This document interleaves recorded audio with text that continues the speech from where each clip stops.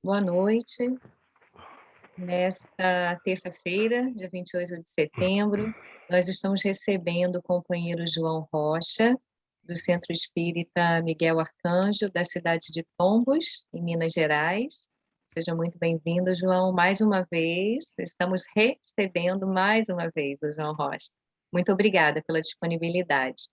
E o João hoje vai conversar conosco sobre o tema Coragem e Esperança, Filhas da Fé. Nosso companheiro Felipe vai fazer a leitura da página inicial, seguida da prece. Obrigada. Obrigado, Aline. Boa noite, João. Nós vamos fazer a leitura do livro Caminho, Verdade e Vida, a lição de número 24, intitulada O Tesouro Enferrujado.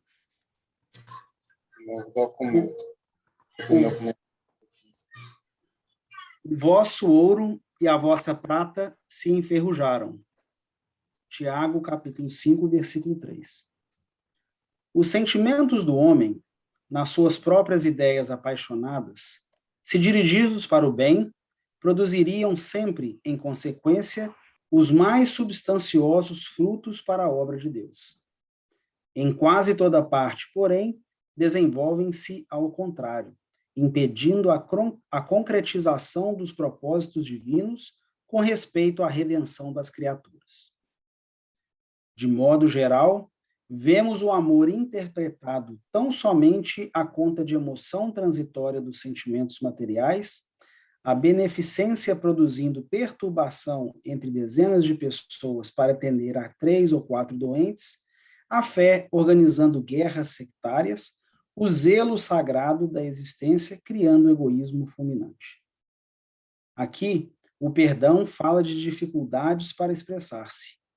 Ali, a humildade pede admiração dos outros. Todos os sentimentos que nos foram conferidos por Deus são sagrados. Constituem o ouro e a prata de nossa herança.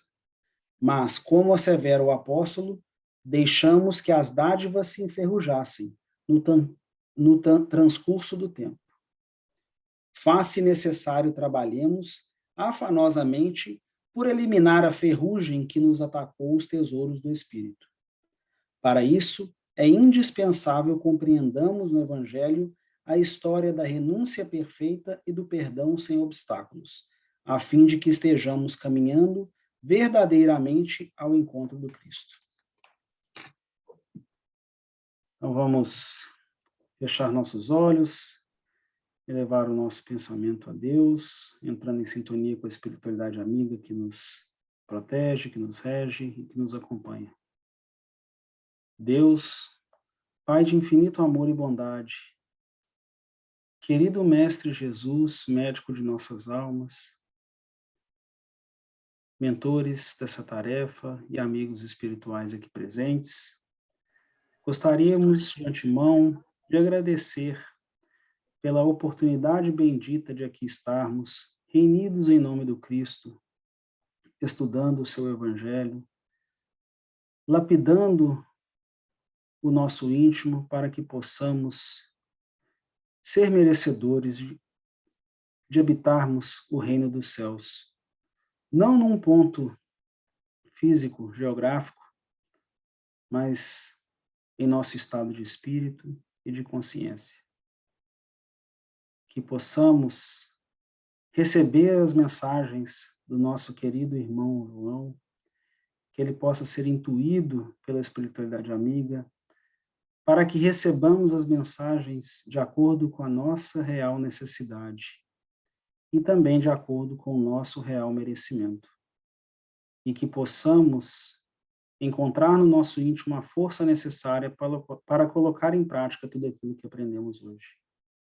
Abençoe os nossos propósitos, Pai amado, e esteja conosco, hoje, agora e sempre. Que assim seja. Graças a Deus. Podemos, então, começar, né? Muito bem. Que alegria, como a Aline disse, estamos retornando uma vez mais aqui para refletirmos juntos. E hoje vocês podem perceber que nós fizemos uma pequena alteração no título do item 11 do capítulo 19 do Evangelho segundo o Espiritismo. O capítulo 11 o item 11 do capítulo 19 do Evangelho segundo o Espiritismo, Instruções dos Espíritos, chama A Fé, Mãe da Esperança e da Caridade.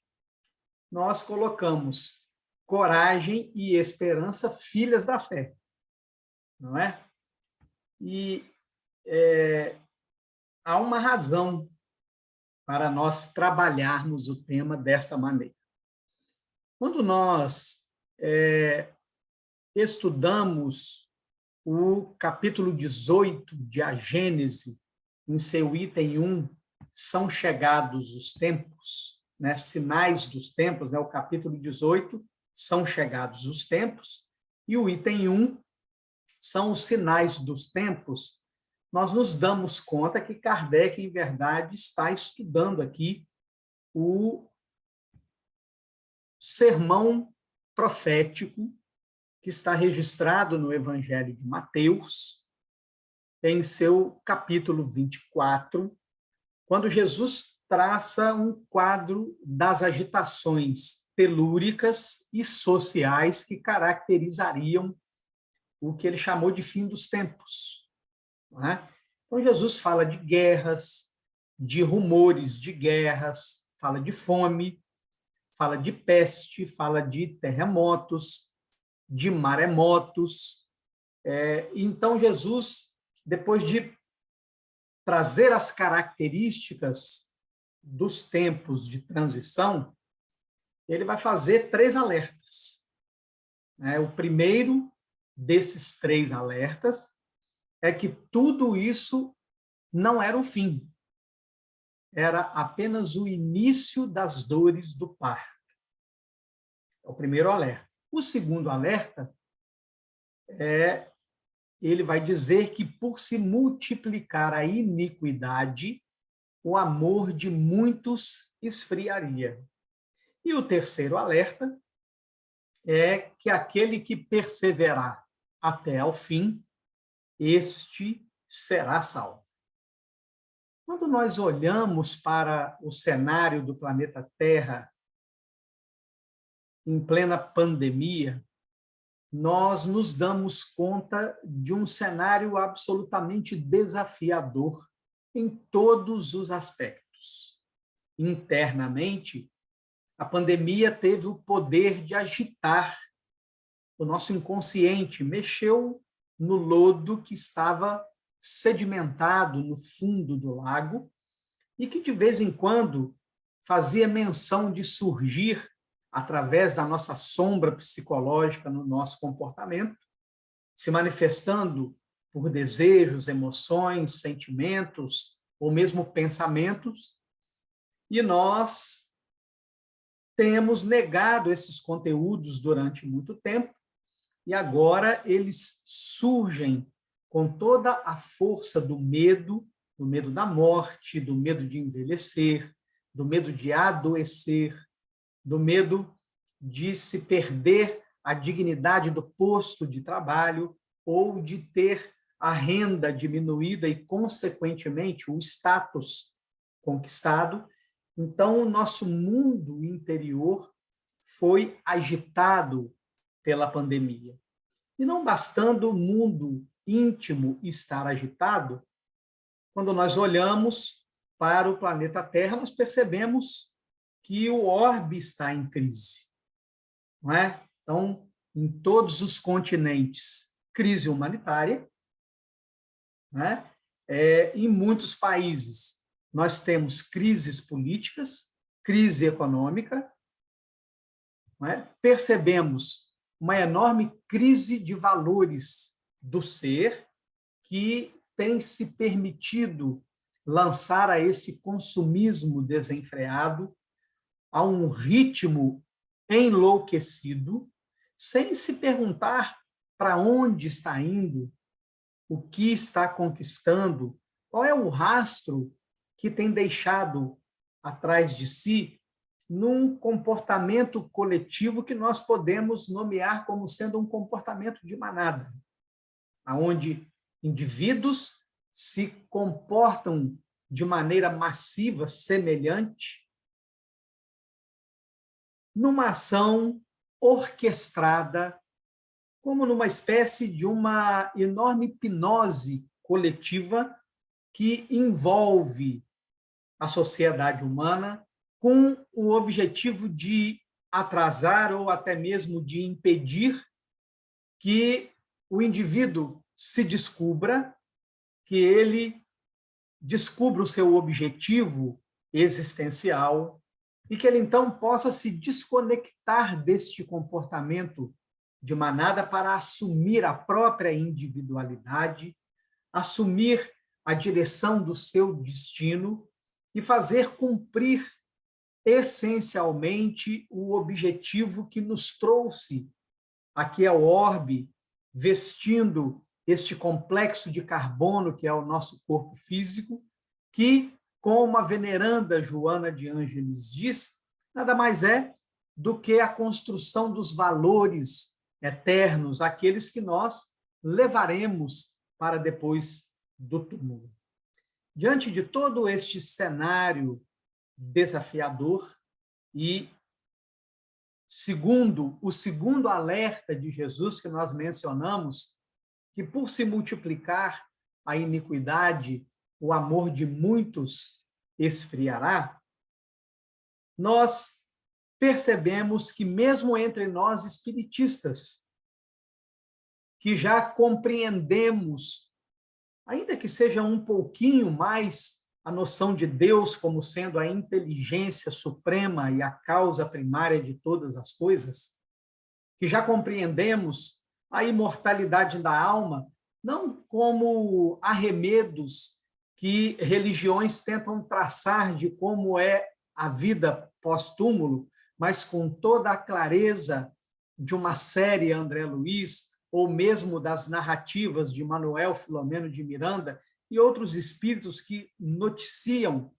para nós encarnados como é a vida no mundo espiritual, mesmo sendo detentores do conhecimento, da comunicabilidade dos espíritos e de como eles interferem em nossos pensamentos e nas nossas atitudes, mesmo sendo detentores do conhecimento da lei da reencarnação, que nos possibilita, degrau a degrau, nos aproximarmos do Pai nos depurando, mesmo sendo detentores da pluralidade dos mundos habitados, e aqui os 5 pontos em que a doutrina espírita se apoia e que os espíritos vão chamar na codificação, em O Evangelho segundo o Espiritismo, de verdades universais, nós ainda nos deixamos abalar pelos eventos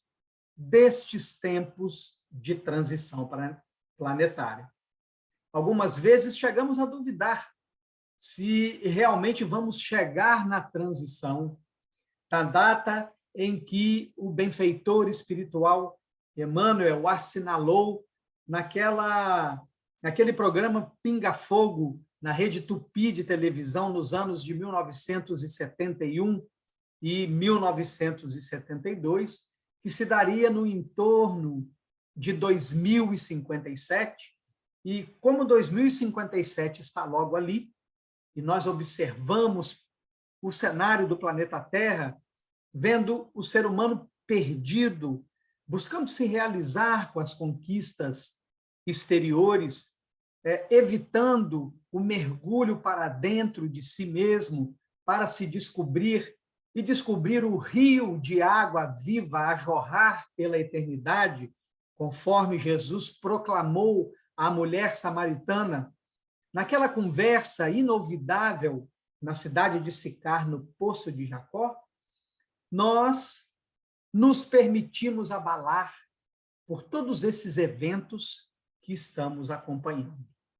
Isso nos leva a nos questionar sobre a questão da fé, e especialmente da fé que a doutrina espírita propõe como sendo aquela que, raciocinada, é capaz de encarar a razão face a face em todas as épocas da humanidade. Nos parece que nós temos feito apenas um primeiro movimento de compreensão do que se trata a fé, pegando o adjetivo de raciocinada e crendo que ela se trata apenas do movimento de entendimento intelectual. Como se saber que Deus, sendo a inteligência suprema e a causa primária de todas as coisas, nós não necessitássemos do sentimento de obediência, da postura da obediência às suas leis. Como se o simples fato de saber que nós somos espíritos imortais não nos levasse à obrigatoriedade de dar utilidade ao nosso tempo, aproveitando pessoas e circunstâncias para o nosso aprimoramento intelecto-moral. Como se o simples fato de saber da comunicabilidade dos espíritos não nos levasse à disciplina da vigilância e da oração, como impeditivos da influência perniciosa exercida pelos espíritos imperfeitos e, consequentemente, a sintonia com as esferas espirituais mais altas, de onde nos seria possível aurir maior força, lucidez e sabedoria nesta caminhada, nestes tempos de agitação. Como se o fato de saber da reencarnação não nos fizesse eleger os valores do espírito em detrimento aos valores da matéria. Portanto, nós temos, em verdade, uma compreensão incompleta do que significa fé raciocinada. E quando nós olhamos para o livro de Gênesis, o primeiro livro do Velho Testamento, em seu capítulo 2, nós passamos a compreender que a fé é um sentimento de confiança. Quando Deus propõe um início de relacionamento com Abraão, e num determinado momento Deus pede a Abraão o sacrifício do próprio filho.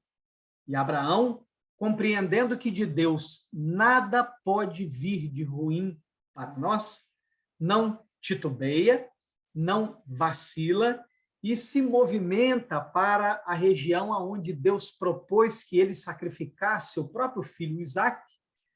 E no momento em que Abraão levanta a sua mão para executar o sacrifício, um anjo do Senhor interfere e diz a Abraão que ele não precisava levar o sacrifício a termo, pois que se tratava apenas de um teste.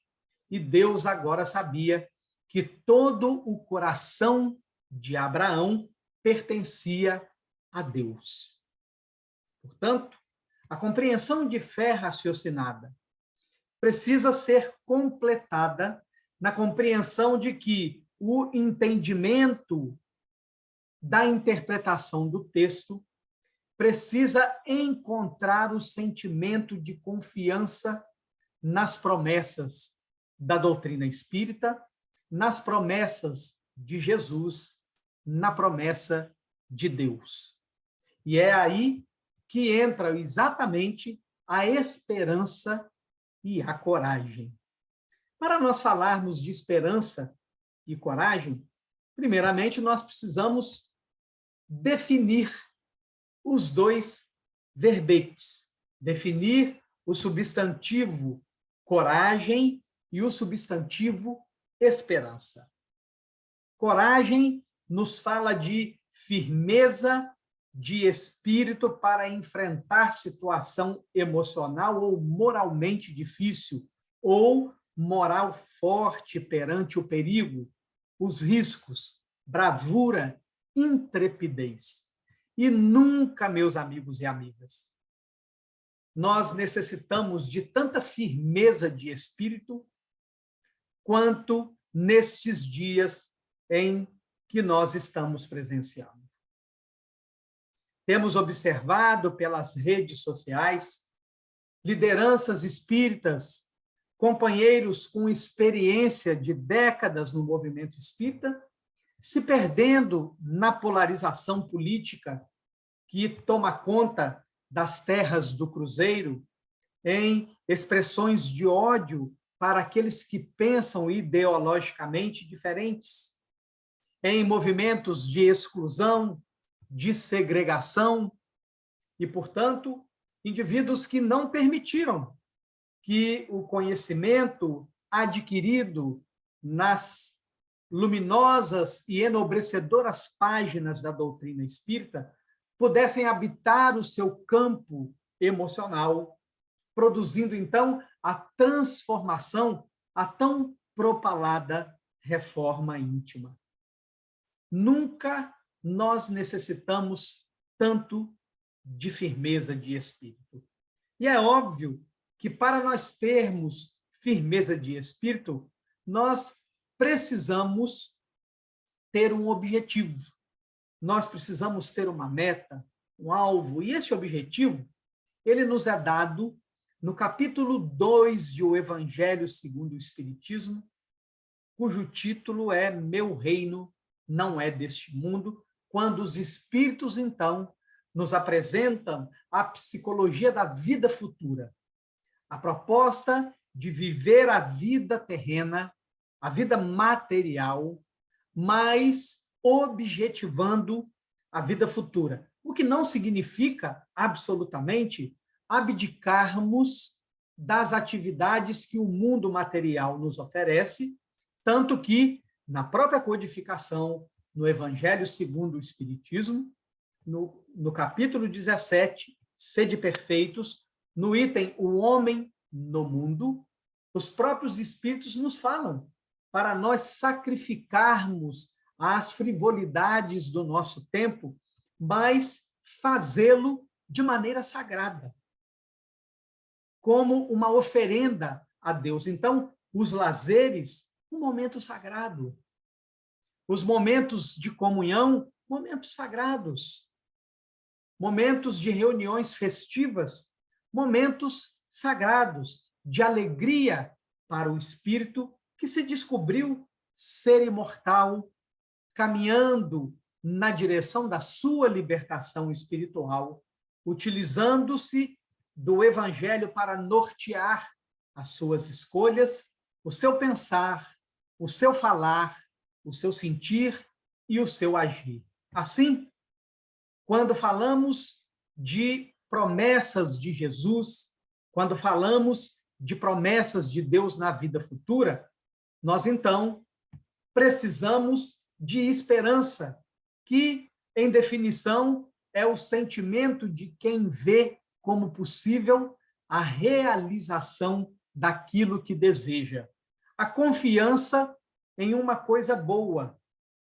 Então, vejamos, meus amigos e amigas, se nós somos profitentes da doutrina espírita e se nós estudamos os textos da doutrina espírita e a doutrina espírita nos fala com toda a clareza da vida futura e nos convida a viver a vida deste ponto de vista, nos convidando a dominar as nossas más inclinações e a nos reformar moralmente, para que, então, transcendendo o túmulo, nós possamos encontrar a eternidade como prêmio.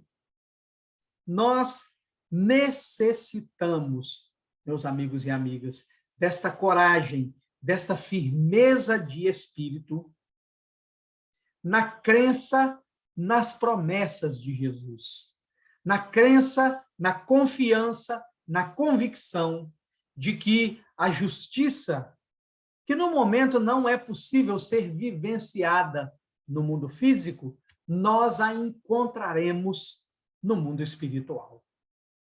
Que a fraternidade, que ainda não é possível ser vivenciada na sociedade dos encarnados, ela já existe nas colônias que já se reformaram para o bem no mundo espiritual.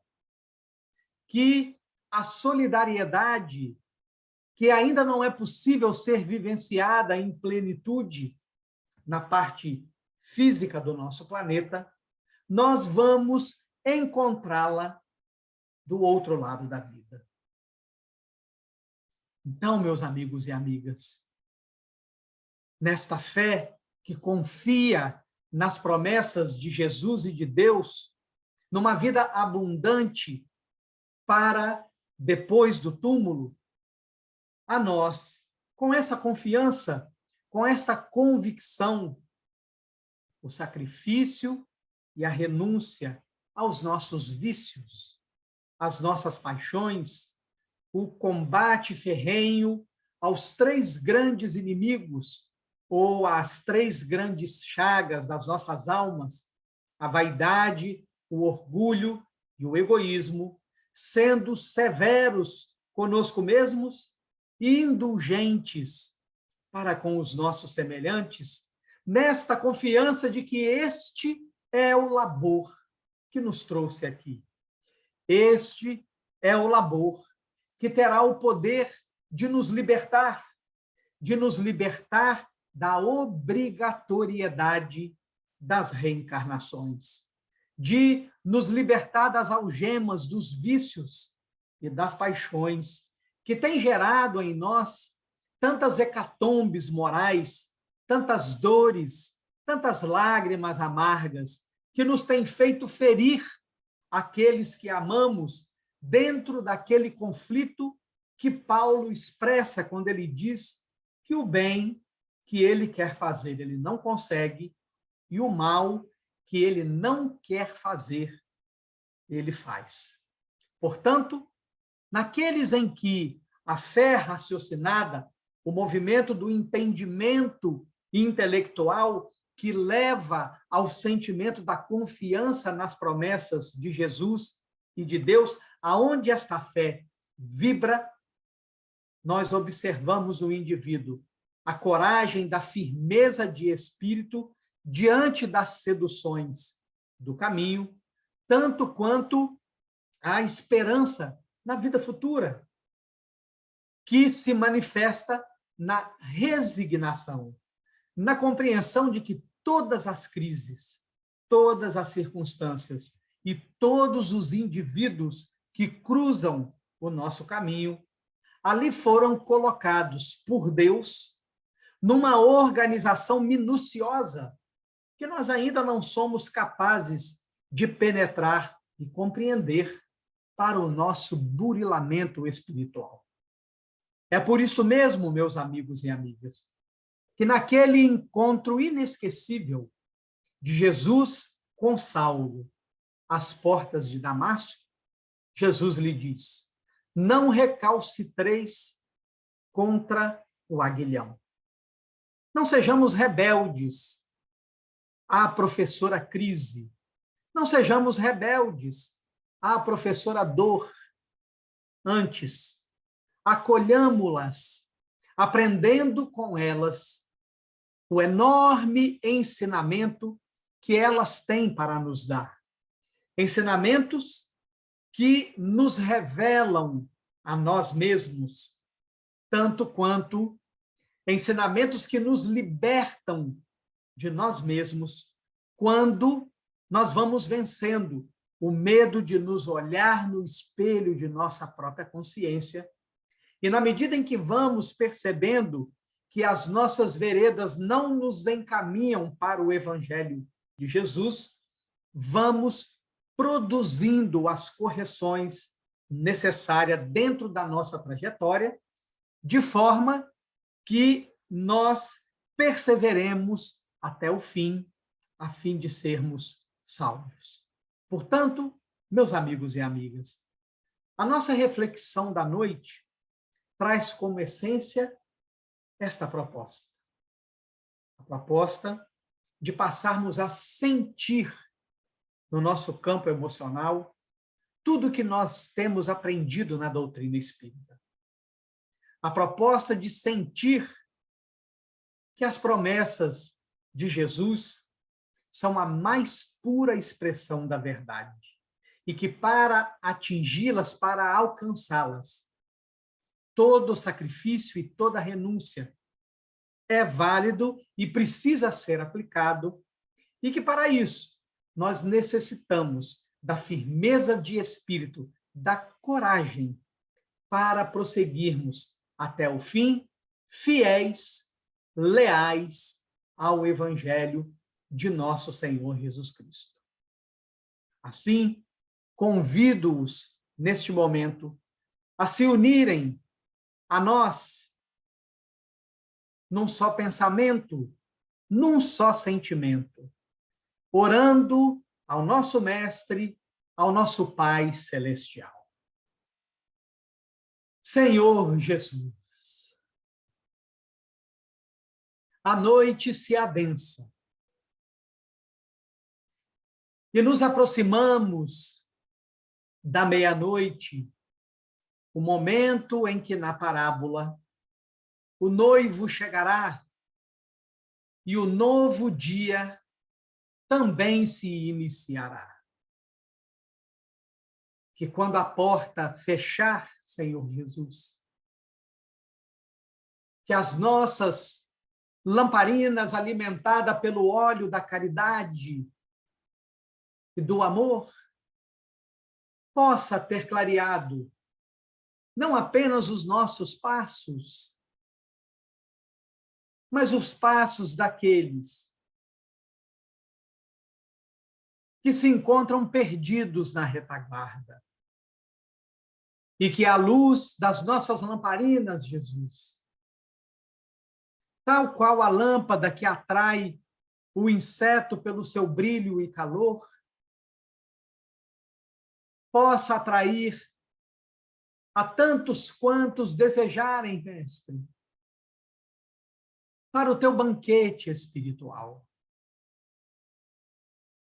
E que, portanto, diante dos desafios destes tempos que nós vivemos, como trabalhadores da última hora, sejamos, Mestre amado, as páginas vivas do Evangelho, a convidar a todos a te conhecerem, a sentirem o alívio que tu levas, Jesus, a todos aqueles que estão aflitos e sobrecarregados. Abençoe a cada um de nós, Jesus. Abençoe aos nossos familiares. Abençoe aos nossos governantes. Sejas conosco, Senhor Jesus, por toda a eternidade. Que assim seja, graças a Deus.